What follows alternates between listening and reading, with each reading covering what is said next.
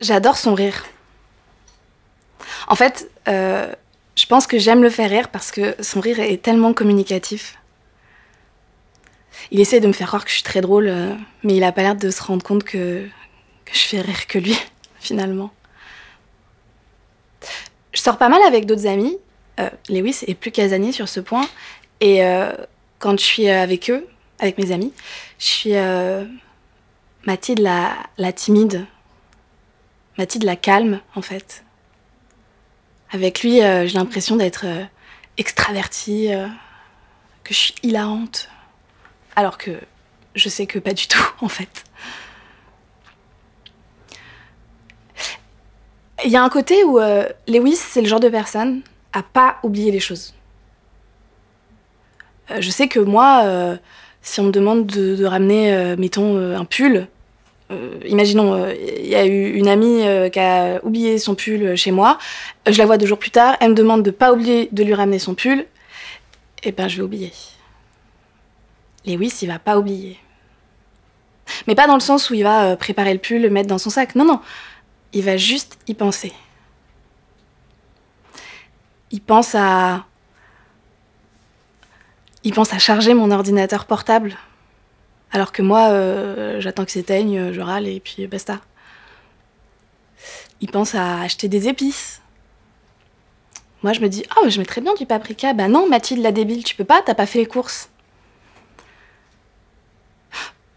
Pourtant, je me sens plus névrosée que lui. Plus tourmentée par 10 000 trucs dans ma tête. Lewis, Lewis, il va juste sortir du boulot, se prendre une limonade et se détendre.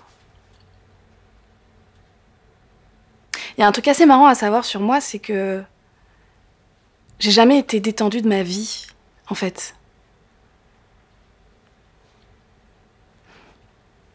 Il est gentil, il est vraiment gentil. Parfois, je me dis que je suis trop narcissique. Je pense un peu qu'à moi. Lui, il pense jamais à lui. C'est presque agaçant. Il veut pas d'enfant, ce qui est dommage, je trouve. En fait, Lewis est très axé sur le présent, sur le maintenant. Alors que moi, je vais avoir plus tendance à m'inquiéter pour plus tard ou à psychoter sur le passé. Sauf quand je suis avec lui. Sauf quand je lui fais une blague absurde, une grimace ridicule ou un accent débile et qui rit. Là, j'ai la sensation de vivre quelque chose de vraiment magique.